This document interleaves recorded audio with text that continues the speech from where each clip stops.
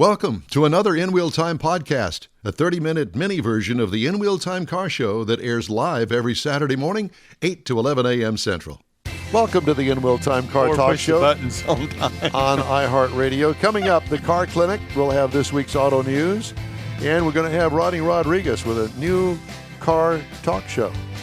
Howdy, along with Mike out of This World Mars, King Conrad DeLong, all thumbs, and Don Armstrong. So glad you could join us today. Jeff Zekin's out. He'll be back with us next week at the NHRA event down in Baytown. Joining us now, however, is the fabulous and famous Rodney Rodriquez. Fabulous. Yeah. Wow. Fabulous. Are you impressed? I'm very impressed. Easily. I'm flabbergasted, to say the least. Yeah. Well, maybe we could get his video up here, maybe like that. Comrades. Yeah. I'm still messing with your phone. I know. Come on, Don. You threw the whole process off here, buddy. You know, I give Conrad, I give Conrad my phone to post something. And I'm like a 7-year-old girl. I'm scrolling through it to find out all of his Instagram account numbers. I don't have any Instagram accounts. I'm not on. Give me my damn phone. Tell us, what all are you finding on this phone? Bad stuff. Stuff we can't talk about on the air. Yeah, exactly. That's right. That's what I'm thinking. Well, your audio sounds terrible. I don't know why. Why does his audio sound so bad? Because I think he's got his microphone a little too low, maybe. I don't know. It's not too low. It's too hot. But whatever the case may be, Rodney. Meant the position. So, what is this new radio show? It'd be my voice the problem, to be honest with you guys. Is that what it is? He was racing last night. Were you racing? Yeah, I did Waco last night, so it takes its toll. It takes its toll. Dirty air, it's actually a byproduct of the cool thing for the Gulf Coast Series becoming a part of Racing America. Kind of one of the things that was worked out in that whole negotiation was that they wanted a show, about our series because, we're a new series and we're, kind of an up-and-comer. So Dirty Air was born, and so it's Thursday nights on the Gulf Coast page as well as on Racing America.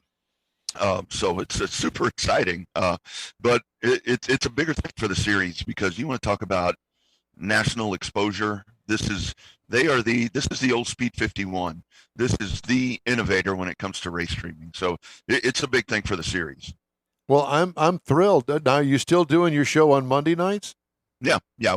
We still do that, and of course that's more Texas-based, with our Texas dirt tracks and so forth.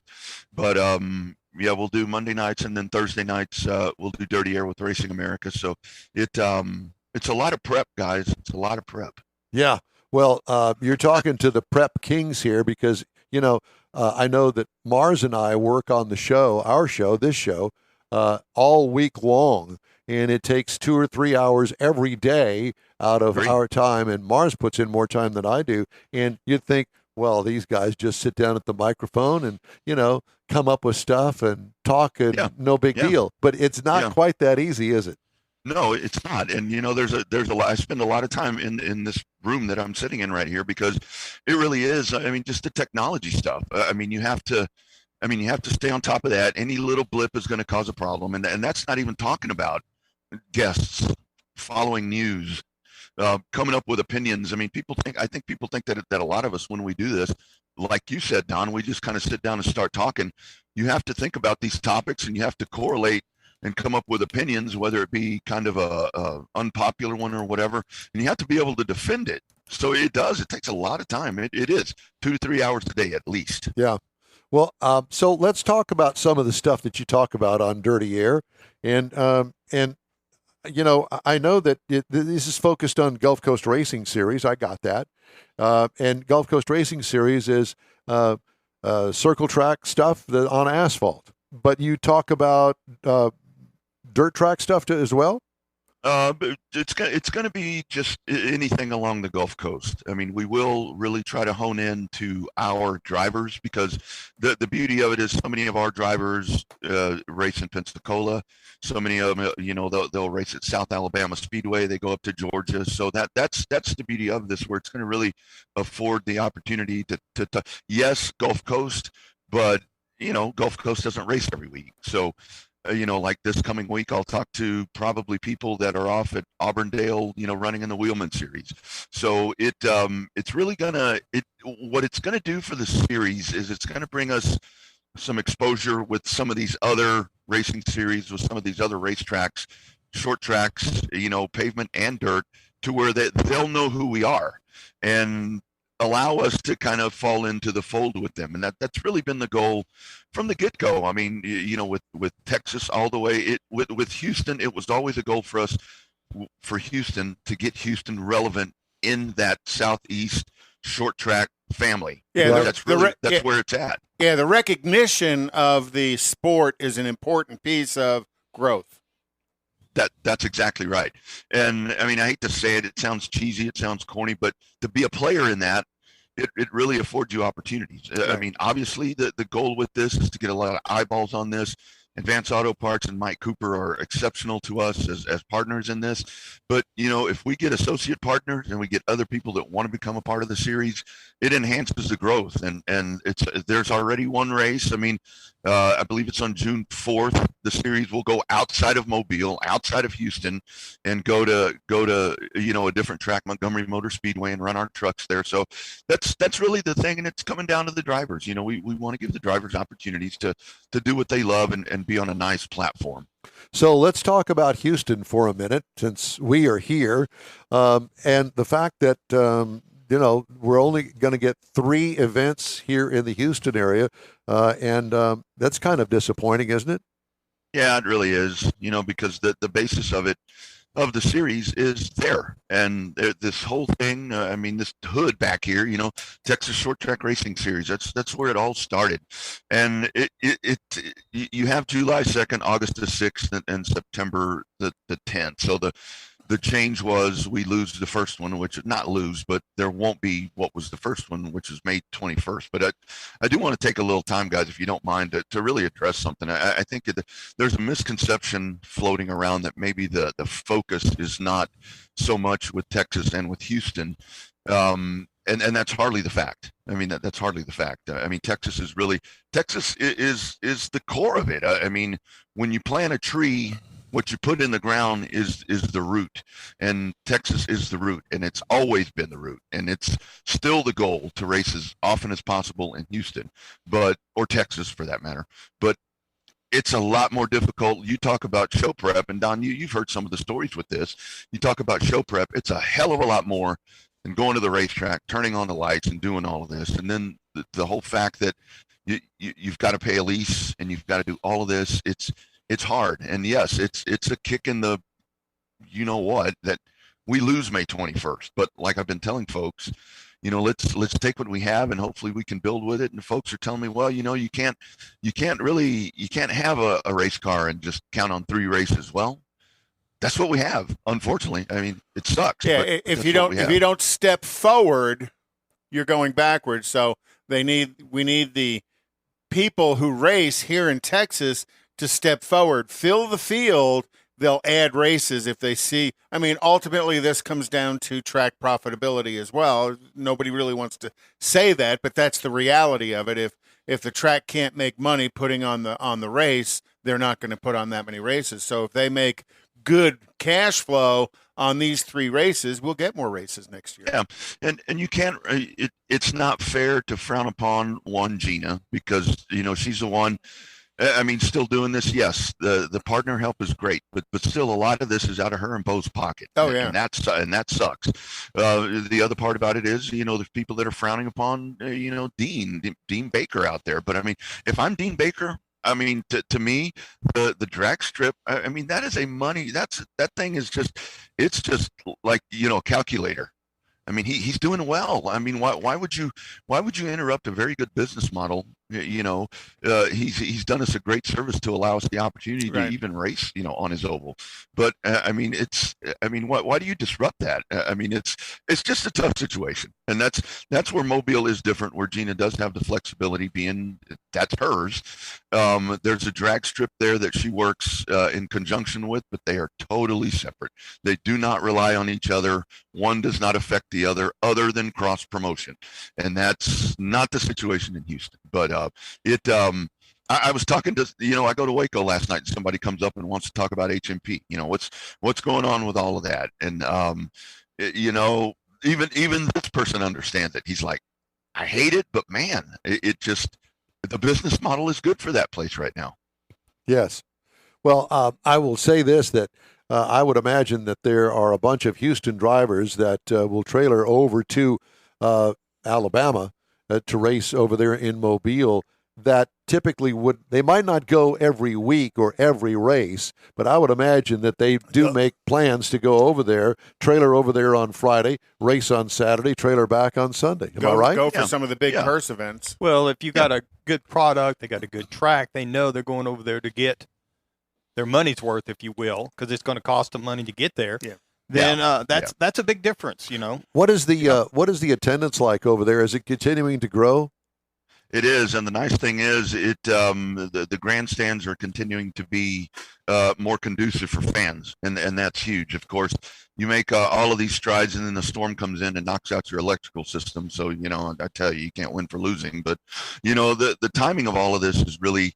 The timing is hard because if this were to have happened a couple of years ago, I mean, it may be easier for the Texans to do that. Now I'm sure this is something you guys talk about on your show, with gas being, $8,000 a gallon, it's hard to make a trip, and especially when you're hauling around an enclosed toter trailer or whatever it may be, with doing that. But it really is the goal. The series just wants to be as fair as possible and just wants to, we talk about money. There's not many folks that I know that are in this, the part of the sport that we're in, that are doing this for money. I mean, the money part, you're going to lose money. You are not going to break even. So it's that's the hope. That's the goal. Yeah. Well, it's not like or unlike any other sport. And the fact is that you want to participate, and it's going to cost you money to participate, no matter what it is. Whether you're taking the kids to volleyball practice or you're taking the son over to football, it's going to cost you. Or water polo, any of those things. But I will say that racing folks, they are dedicated, and they will trailer that. If it's $10 a gallon, okay, well, that's just part of the expense. We might not go 4 times this year, might only have to go 2, but we're going to go where the action is. And I've made that trip over to Mobile. Is it a pleasant trip down I-10 through Neaterville? No, it is not. But I will tell you this, once you get over to the Louisiana side, it's a clear sailing right on over to Mobile. So there is that. Yeah, it's definitely a pay-to-play sport, the ultimate pay-to-play sport. Yeah, and that is the thing, with it. But I have to say that the folks over there have been very welcoming. I mean, we took the Legacy Series down there for a race or two, and I know of at least 3 guys down there that have already found these cars and have them down there. And we took our ever popular Eco Stocks down there, and they as well. They love that class. It's been hard, and that's one of the. What's the best way to say it? It's always been the thing with Texas trying to work with these other states, with Louisiana and Mississippi and Georgia and Florida, is we pay it forward, where we go to their snowball derbies and we go to their rattlers and we go to their all of these races, and we're well attended, and there's a strong Texas influence. Texas, very strong influence with Five Flags in Pensacola for the longest time. There for several years, the Texans were their truck series, and it's like, well, they're not paying it back. They're not paying it back. They're not coming to Texas to race, or they wouldn't come to Texas to race. And frankly, I mean, why would they? I mean, you've got. It amazes me to look in Florida. There are these tracks. There are Houston Motorsports parks everywhere in Florida, and that, man, you want to talk about. Hey, look, I'm a fan of dirt track racing. I love calling dirt track races. I don't want to race on it. I love the dirt track scene here in Texas. Great folks, but my heart is with asphalt. And I network with these Florida folks, and it's like, oh, Thursday I'll be here. Friday I'll be here. We've got a Sunday afternoon event over here. And I'm like, we got 3 races in Texas all year. You just rattled off 3 in 3 days. Yeah. Let's talk about the broadcast now. Is it also on video online on a Saturday night? Yeah. Well, that right there, you just go to racingamerica.com. or racingamerica.tv. It'll be one of the two. This is subscription based, but I believe it's $9.99 a month. But with this, you're going to get not only our content, but just you have to check it out. Racingamerica.com, racingamerica.tv. There's racing from all across the country. Dirt, asphalt. If you're missing your asphalt, if you are missing your asphalt racing, Houston, Texas friends, the Houston folks know about Speak 51. Okay, let me ask you this. This is the place to go. Yeah, let me ask you just quickly here about sprint cars. I know that there's a thing about winged sprint cars on asphalt that just is really kind of a no-go place because they wreck all over the place. They're flipping all over. So you take the wings off of them, and you actually get the cars to slow down a little bit, and there's not so many accidents. Are sprint cars a viable feature at asphalt tracks? To me, they are. Ideally for me, those cars on a side at Mobile, they would just rip that place. It worries me at Mobile. You saw it, Don. There's no walls. As I say, they can get other fast. Than the front stretch. It would concern me there with the speeds, the no walls. You get one of those things airborne, which they are apt to do, and it could get a little hairy. For me, not to add any salt to the wound, but I would love to see them at Houston. Yeah, me too. Perfect place. I know, perfect me too. place. I know. That 3/8 would be awesome. Yeah, it truly would. Well, listen, man, best of luck with your new show, Dirty Air. And I guess we can find that online as well. Yeah, Thursdays at 6:00. I know on the last show I said that it would be Tuesdays, but it's actually going to be Thursdays. Racing America on Facebook, as well as it'll dual stream on the Gulf Coast Racing Series Facebook page and racingamerica.tv. And looking at the poster behind you, what kind of beer? What kind of beer is that in your hand? It's funny. So when that was made, so they told me what they wanted in a whatever this thing is called, caricature or whatever they call it. And I said, so we figured it out. I send this thing they wanted a picture of myself, which it's like, okay, let me find something that's decent. So I find a picture, I send it to them. And I told them, I said, I need a microphone. I need a microphone in the picture. And they sent that. And so many people have said that is so drop dead on, because that can be a microphone or a beer, one of the two. a beer phone. A beer phone. There it is. A beer phone. Absolutely. Rodney, it's great to talk to you. Great to see you, my friend. Thank you so much for joining us today. Thanks for coming on. Yeah. Yeah. And hopefully I'll see you again soon. Absolutely. Be well, guys. Thanks you for the time. You do the same. You bet. Love that guy. Wealth of information and a source of knowledge for us. And he's a great play-by-play guy at the racetrack as a public address announcer, and now obviously that's why his broadcasting. voice is wore out. Yeah, exactly. Because he puts his heart and soul in it. And he knows what he's talking about, and he makes it exciting. It's lots of fun. Yeah. Okay. Hey, we'd love to hear from you. All you got to do is shoot us an email. That address is info@inwheeltime.com. Why don't we do Conrad's Car Clinic? Okay. Are you ready for that? Yes, I will be here in just a moment. Okay, well, I can give you some time if you'd like. Would you like me to do a little tap dance over here? No, that's okay. I've seen you dance before. It's embarrassing. I posted some really good runway models the other night. Yes, you did. See that? I saw you dancing with your daughter at her wedding. I did, yes. You looked very svelte. I was. I was dapper that evening for one time in my life. Dapper Don. So let's talk a little bit as we're coming into that season of your climate control system. Many car owners are pretty vigilant about their vigilant. Wait a minute, climate control system. Yep. You talking about your AC? Your air conditioning. Thank you. Yeah. So they're vigilant about regular maintenance, such as oil changes and tire rotation, brake pad replacement. Theoretically. However, all too often they forget about their air conditioning system. Neglecting the climate control system can lead to more than just that unpleasant smell of Don walking through and wet underwear. And it can cause the burning of the eyes, irritating the airways, constricting the breathing. Over the course of a single year, climate control systems go through multiple moisture cycles and are exposed to a variety of weather and road conditions and lots of what I'll call organic material. All this yellow snow that's falling on your cars getting into moisture cycles. Let me write that down. I'm going to use that somewhere in the future. Moisture cycles. Well, every time you turn your car on, the air conditioning system makes that inside the evaporator case wet because part of conditioning the air is not just removing the heat, it's also removing the moisture. That's why when you sit parked for a while, your car makes that little puddle underneath the passenger side. Or is that a piddle? It's the AC piddling as it pulls the humidity out of the air and drops underneath. Well, so all of that means that you need to do something to manage that buildup of those contaminants in the springtime. Let's get it all cleaned up. It's full of allergens and bacteria. Over time, mold, mildew, viruses, and bacteria can grow in that cabin, the evaporator case and the cabin air filter and the evaporator itself. When you turn the air conditioning on, those allergens are blown through the inside of the cabin climate control system, right? Have you ever started your car and smelled that dirty sock smell? Yeah. Kind of like awful. starting your central heat unit first time of the year, so Right. you get a dirt smell. And that's an indication that you have mold, mildew, bacteria, and viruses growing in your air conditioning system.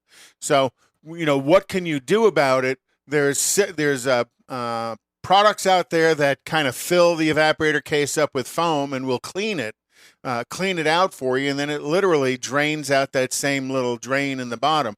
We've talked to Carolina over there, and she's actually captured that stuff coming out, and she's got samples of it that she can show you in a water bottle. I don't want to see that. It is disgusting looking. But, you want to maintain that, because when you're smelling that, you're actually ingesting that mold, That mildew, and infection. virus. That's what causes that smell. So maintaining good health, and especially important for people and infants whose lungs are still developing, and adults with respiratory illnesses such as asthma and emphysema and COPD. Vehicle owners can do something to protect themselves and their families from those hidden dangers, getting in there with a good cleaner to kill the mold, bacteria, mildew, and viruses that'll and stop those odors from growing inside your air conditioning system, as well as replace that cabin air filter at least twice a year. If you have one. If you have one. Not all cars have one, but replace it twice a year. Believe me, Oh, my gosh. the first time you replace it, you're going to go, oh, that's disgusting. Because if you haven't replaced it in a while, it looks like a rat's nest. And it does two things. Not only does it collect all that organic material, it slows the airflow going down, kind of like the filter is inside your house. If that's plugged up, the airflow out the vents is less because it can't draw enough air through it. So, it's multifaceted. I know by something keeping that your I always AC used to system do. I clean. don't do it, and I probably should in the Corvette, is I just give me a can of Lysol, put the AC on recirculate, get underneath there and shoot it where it sucked it all in on the passenger side, and it helped tremendously. It can help. It doesn't touch all of the mold, Correct. mildew, and bacteria. So that's why this foaming agent will do a good job of, because to kill bacteria, you got to kill it with an antibacterial agent. So it does a good job, but you want something that, especially if you don't have a cabin air filter, all of that dust and hair and stuff that's in the cabin air filter, it gets on the face of the evaporator. So something that'll get on it and break it down into a liquid and let it drain out the AC drain is really what you want. Maybe to that's do. the next thing I need to spend my money on and have that done. Well, Carolina, It's take only care got of it for you. 25,000 miles on it, though. How bad could it be? Yeah, but I think you would be how old surprised. it is. How much does it smell like your feet? It doesn't. Okay. Even though it sits out there under the cover, which is holding all that moisture in under Yep. there. Yeah. So Now, what I thought about was getting some Rid-X. Is it Rid-X, that moisture stuff that you open the lid on it and And set it in? Yeah. collects water. Yeah. Yep. Good idea. Yeah. But, it's definitely springtime. It's time to go get your AC system cleaned. Ready for that. Thank you, sir. Toyota Motor Company plans to launch an SUV version of the Crown sedan for Japan, China, and North America. Revamping a nameplate that has been a showpiece of Japan's market for nearly 7 decades, the SUV, which will come in hybrid, plug-in hybrid, and full electric models, marks an attempt to bring the 67-year-old Crown more in line with market trends as consumers shy away from sedans. Sales of the hybrid are expected to begin in the summer of 2023 and will include exports to China and North America, while the plug-in hybrid is intended for the domestic market and not here. Elon, Tesla CEO, Here. announced the offer in a filing with the U.S. Securities and Exchange Commission on Thursday to take over a Twitter take over Twitter for $43 billion. Go for it, Elon. Chump change to him. But it's 54.20 per share. And there is always, in everything Elon does, there is the number 420 is in everything he does when he's buying something. You know and why? It refers to pot. He's a big pothead. I think it's great. I was born, but not yesterday. Yeah. Yeah, but you forgot that. What? Suppliers to internal combustion engine vehicles will need to realign their businesses, simplify their supply bases, and increase their merger and acquisition activity if they hope to thrive in the world of electric cars and trucks, according to a recent industry report by the consulting firm McKinsey. It's all over the internet. As all of their suppliers are going out of business. Well, there will be if everything goes the way right. that the automakers say it will, and that is that they're pouring so much money into the electric business. Honda, in the midst of a radical corporate makeover, said it will invest $39.91 billion over the next 10 years in electrification as it rolls out 30 full electric vehicles globally and builds production capacity for 2 million EVs annually by 2030. You mentioned that, the Ford F-150 Lightning is just now starting production, and they'll be making deliveries later this month. Yep. And speaking of which, European electric vehicle charger maker Wallbox on Monday began construction of its U.S. plant in Arlington, Texas. The 130,000 square foot factory will begin production in early fall and manufacture more than 250,000 units next year. In 2022, according to the company. 130,000 square feet, that's actually kind of small. Company said it chose Arlington because of the city's position as a transit hub between the U.S. coasts and its proximity to major cities such as Dallas, Fort Worth, Houston, and Austin. That is it for this hour of the In Wheel Time Car Talk Show, and we will have more right after a quick break. Father's Day weekend, Saturday, June 18th, 2022. It's the next Tailpipes and Tacos Cruise In, and you're invited. Tailpipes and Tacos Father's Day edition will be at the same Loopy Tortilla in Katy, 8 to 11 a.m. on Saturday, June 18th. It's the only place cruisers compete for trophies and other prizes. Enter your vehicle for Best Hot Rod, Best Classic, and Best Modern Classic. Tailpipes and Tacos is Houston's coolest cruise-in and is your opportunity to see the best hot rods, show cars, classics, and resto mods, and get Loopy Tortilla breakfast tacos and adult beverages. There's no entry fee, and cars will automatically compete for custom Loopy trophies and other prizes. It all happens at the Loopy Tortilla Tex-Mex in Katy on the Grand Parkway at Kingsland Boulevard, just south of I-10. Kick off summer with Tailpipes and Tacos Father's Day edition, Saturday, June 18th. The In Real Time Car Talk Show will be there too. Celebrate Father's Day, the start of summer, and the return of Tailpipes and Tacos. Saturday morning, June 18th, 8 to 11. We'll see you then, weather permitting. Tony Stewart Racing joins the NHRA Camping World Drag Racing Series, and his drivers, Leah Pruitt and Matt Hagan, will face off against NHRA stars including the legendary John Force Racing Team. Don't miss this battle of horsepower and performance. It's the final NHRA Spring Nationals event at Houston Raceway Park. Don't miss it, April 22nd through 24th. This is your last chance for nitro action in Baytown. Tickets at HoustonRaceway.com. The In Wheel Time Car Talk Show is now part of the iHeart family. Now you'll have access to 24/7 Car Talk anytime you need a fix. Just download the iHeart Radio app and ask for In Wheel Time Car Talk, and there we are. Be sure to save us in your iHeart library for instant access. No matter where you are, you have the best Car Talk Show right on your PC, laptop, or mobile device and never have to worry about finding us again. Of course, you can always get access to our video and audio streams via InWheelTime.com and your favorite podcast channel, and all of this is free to you. From the iHeart Radio app, you'll not only hear our Saturday morning live show, but the best shows of the past, updated weekly. Never miss a minute of up-to-date new car reviews, pre-owned reviews, Conrad's Car Clinic, informative interviews, automotive news, and the most fun car talk show on the planet. Just download the iHeart Radio app, search for In Wheel Time Car Talk, save it to your library, and with a tap of the icon, you'll be in touch with your favorite Car Talk team.